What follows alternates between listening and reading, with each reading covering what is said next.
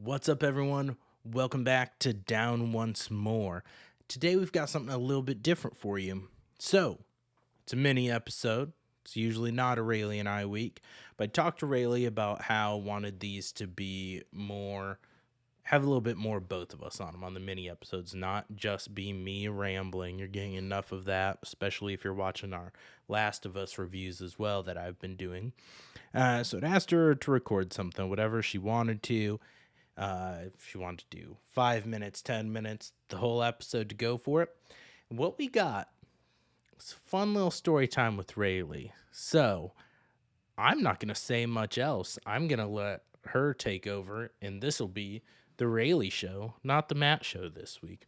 The only thing I wanted to highlight is one of our most viewed and listened to episodes was our one on Twisted, the Team StarKid musical.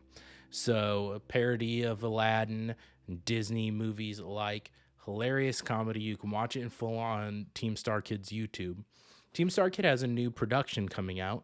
They had funded part of it through backer kit crowdfunding campaign, which we mentioned in our Twisted review. That's how they do most of theirs. And so their new show, it's called Nerdy Prudes Must Die. It is starting its run on February 16th, so the day after this episode releases. And it is at the El Portal Theater in LA. It's going to be going from the 16th to the 25th. You can buy tickets to go in person. I think they still have some available. You can also get digital tickets that will be available that you can watch it online on the 21st ahead of whenever it eventually comes to YouTube later on in the year. So I'll have the link in the bio here. It's basically their website, teamstarkid.com. You can get all the info on Nerdy Prudes Must Die and their other shows coming up, so I encourage everyone to check that out.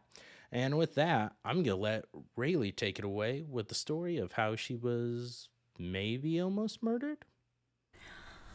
What's up, Downers? Raley here, and this is going to be Tales of Traveling with Raley, I think, or something like that. I don't know. I'm going to test this out and see how it goes.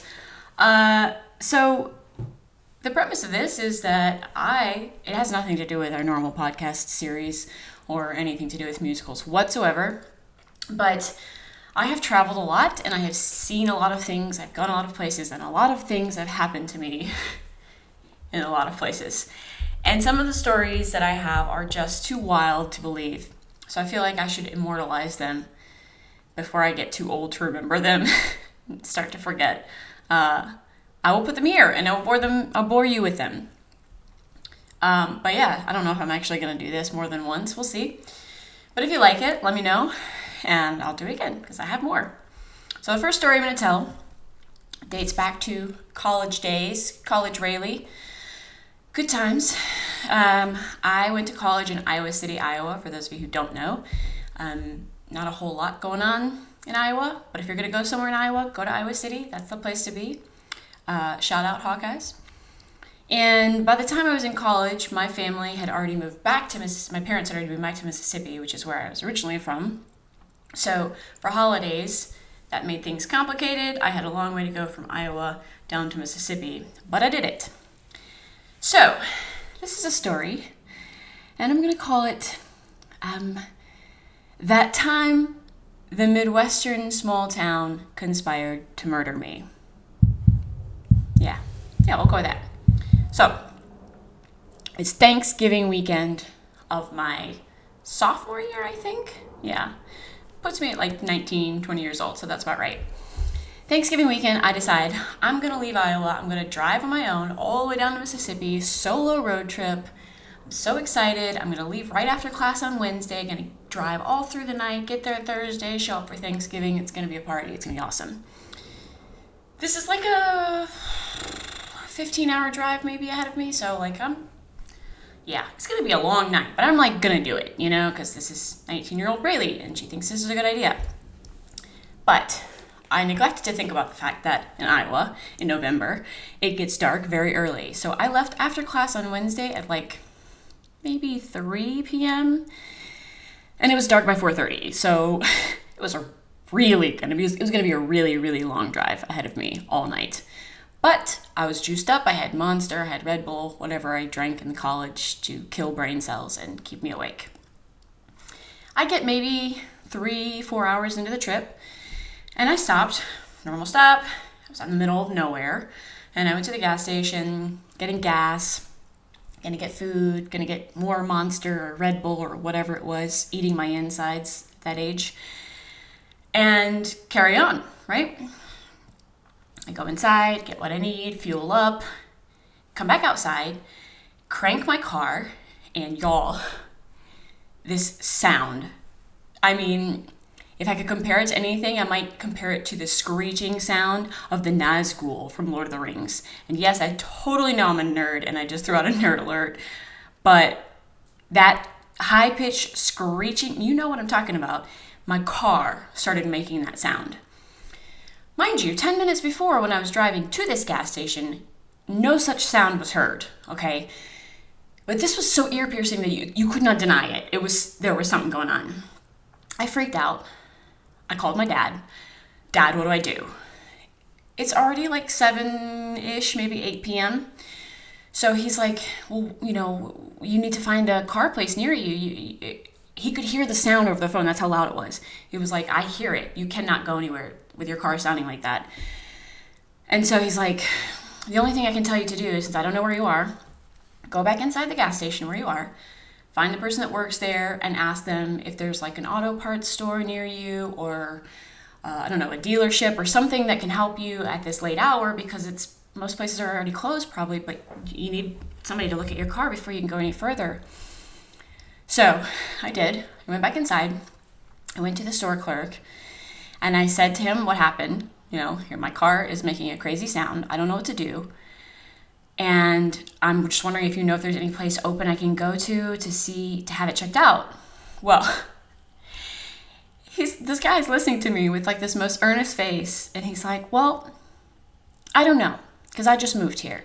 But Gary, we'll call him Gary. This is a true story, but names have been changed to protect the not so innocent. And I think my personal opinion is they're not so innocent. But I changed their names just in case this ever gets back to them. I don't want them coming back to finish the job. So let's call him Gary. He says, Gary, right there, behind you, works at O'Reilly Auto Parts. And I said, oh, really? And I turn around, and before I can fully turn around, Gary is standing behind me. Now, Gary was in a booth drinking his gas station crap coffee at least 15 feet away from me when I walked in the door to talk to him. Gary is now behind me, like that. I turn around, I'm like, oh, and he says, I hear you're having car trouble. You heard that? From all the way back there? You heard that? Okay, all right. So I said, yes, I am having car trouble. I don't know what's going on. It's making a crazy sound. What do I do? Is your store open? And he says, well, let me take a look. Okay. So we go back outside. Screeching sound happens again. He tinkers in there for a minute, moving some stuff. I don't know, slicing some things, probably chopping up a roast beef. I don't know what he was doing in there. And then he pokes his head out, and he says, your excabulator chauvinistic factor of the spark plug and AC unit have been shafted. It was gobbledygook to me. He said whatever was wrong with my car. And I said, okay, like I actually understood anything he said. And I let him finish his little spiel about the numbers and digits and things that were wrong with my car. And I said, okay, and what does that mean? He says, well, you need new XYZ. Right. Where do I get XYZ? He says, well, my store is closed anyway, but even if they were open, they don't have what you need. You need to go to a Jeep dealership. Right. Jeep dealership, okay. Help. Where's the closest Jeep dealership? He says, oh, don't worry. My son works at a Jeep dealership right across the way in Quincy, Illinois.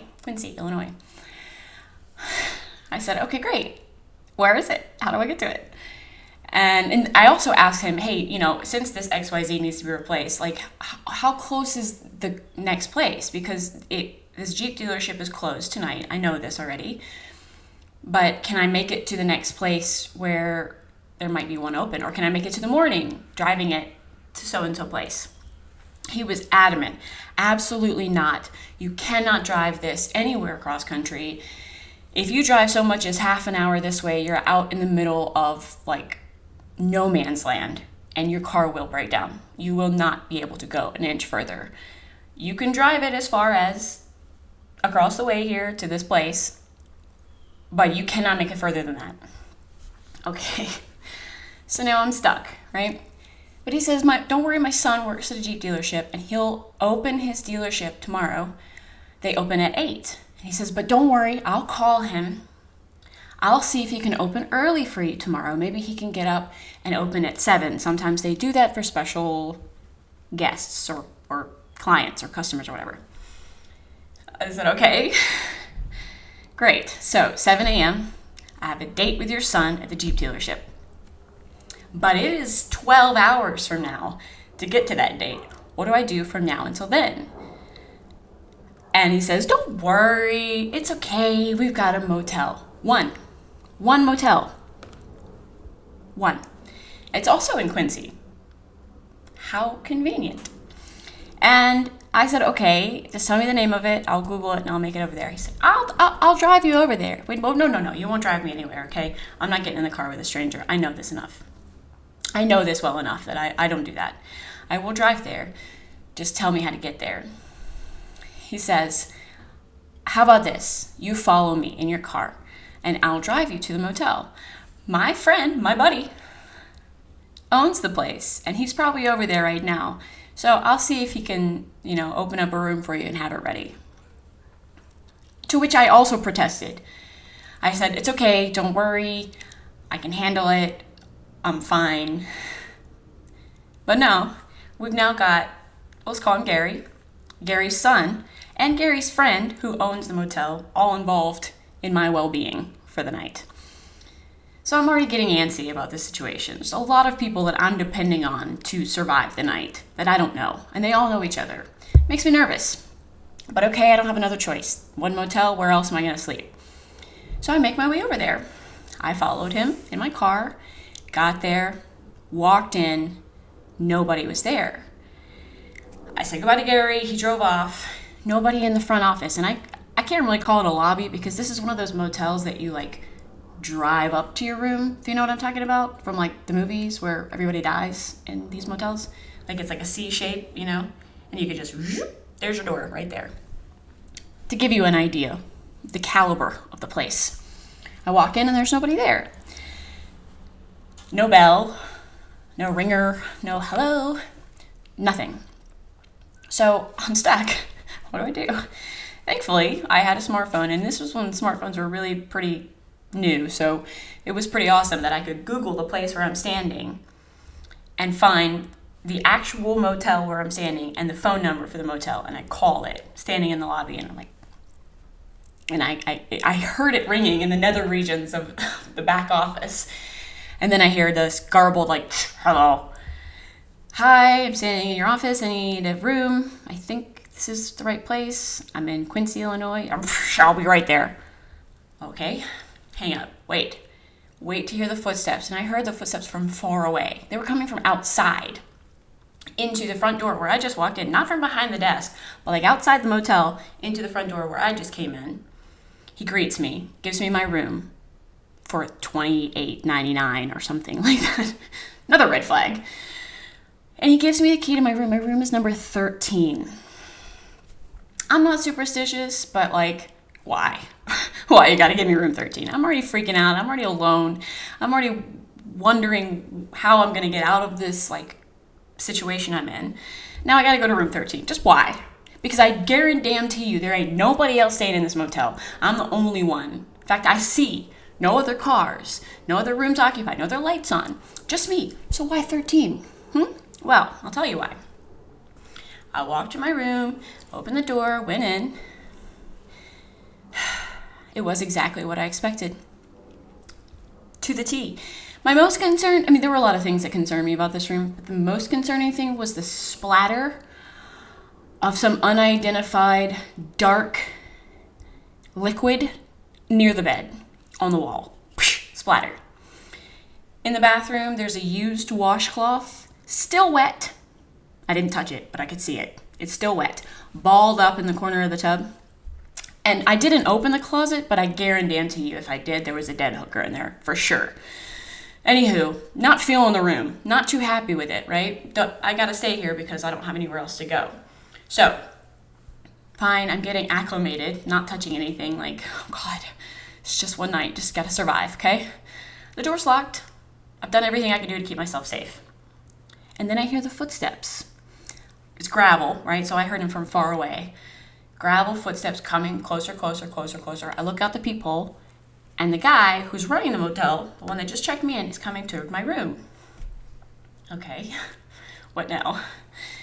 At the last second, right before he gets to my room, he turns, and he goes to the adjacent room, the room that is connected to mine. I kid you not. Opens the door, walks in, closes it, locks it. I can hear all this because the walls are like paper thin, right? So I'm like, okay. Maybe he's cleaning in there at 9 p.m. when nobody else is going to check into this motel and there's no one else here but me. There's got to be a reason that he's in there. Silence. No sound, no bustling about, no cleaning, and he doesn't leave. He doesn't go in and come back out like as if he's left something in there. No, he stays. He locked the door and stayed in there silently. Okay? So now I'm just fucking freaking out. I did what every normal, stable, totally coherent, and capable young woman does. I called my mommy, and I cried. I turned the TV on, because I was sure he was listening. 100% certain this man was listening to everything that happened in my room. I called my mommy, and I said, Mom, I don't want to die, okay? I don't want to die. This guy's going to kill me, and he's like right next to me in this room. She's like, slow down. What is happening? I was like, I told her everything. And you know what my mom said? My mom is a very calm and very sweet, southern, gentle woman. She does not get riled up over anything. And then telling her all this in tears, like freaking out about the room and the blood on the wall and the bath cloth. And like, why is he there? And the TV's on and I can't touch anything. And she goes, Raley, get in your car and drive. When your mom, who's the calmest, most rational person you know, says something like that to you, you get the fuck out. I mean, pew! And she said, stay on the phone with me, get your suitcase, get your bag, walk to your car. And I said, Mom, it's gravel. He's gonna hear when I click the door open. He's gonna know. If he comes after me, I have no shot. He's right there. She said, just keep the phone on. Do not hang up, and you go straight to your car, and you crank the car, and you drive. I don't care where you drive, but you drive. I was like, Mom, my car might not even crank. I don't want to die. My car cranked. I got the fuck out of there. I practically ran as calmly as you can run, with that, like, arms down, like,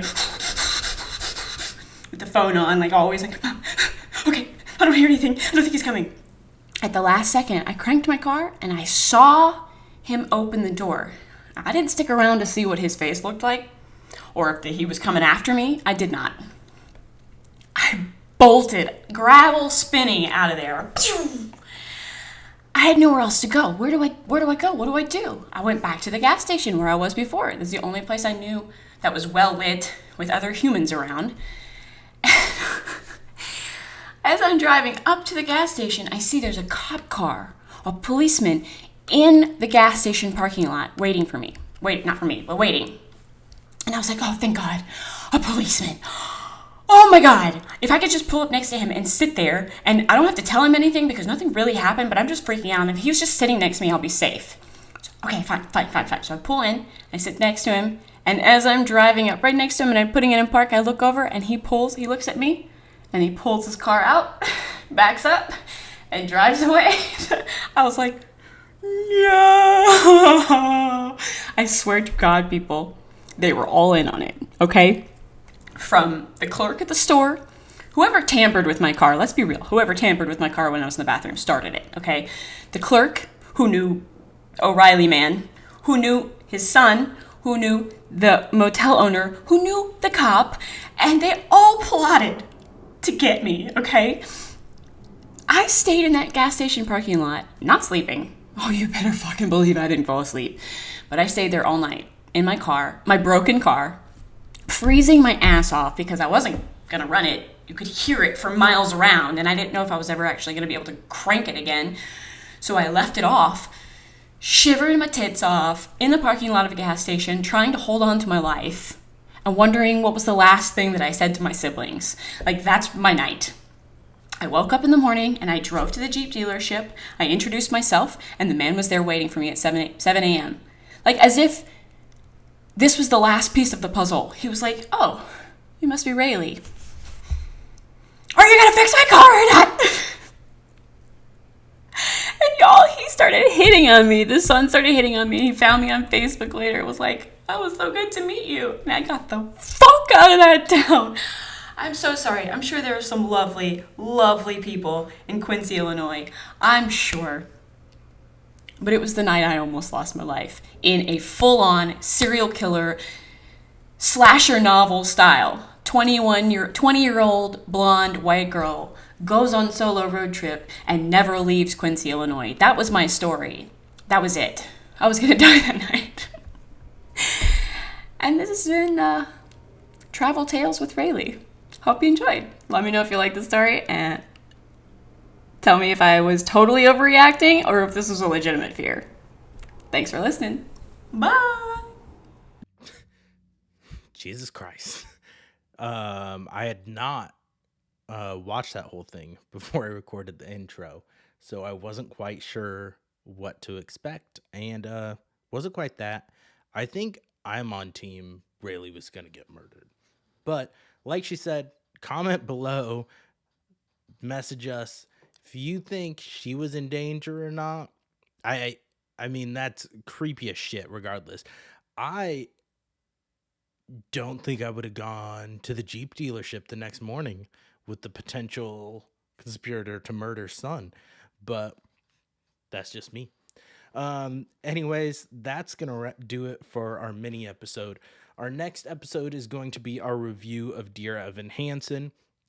Full disclosure and heads up on that, it's a bit of a downer episode. It's not quite the normal energy and everything as most of our podcasts, because the movie itself and the musical, it deals with some pretty heavy subject matter. So we will have a kind of content warning, trigger warning at the front of that episode. So be prepared going into that. Make sure you're in the decent headspace for it or know what you're getting yourself into. And then on Sunday, we will resume. We will resume Last of Us reviews. So if you have been watching HBO's series, it's now right up there with its biggest hits for streaming, at least recently, House of the Dragon. If you haven't been watching it, you should be. It has some fantastic storylines expanding upon the games, and it is definitely the best video game adaptation of a series out there. So each week after I finish watching the episode, I come and I record an instant reaction. It is not the most concise thing. I'm going to be straightforward and honest with that, because I'm recording it as soon as the episode ends. And if you have been watching, you know that most of these are fucking heart-wrenching and just emotionally draining. So I am usually kind of frazzled when I record those. But if you're interested in checking those out, those are on our YouTube page exclusively. Dear Evan Hansen is our movie that will be coming out a week from today, so be watching for that. Make sure you follow us, you subscribe, you turn on notifications so you know when the new episode's live, and don't forget to go down once more. Later.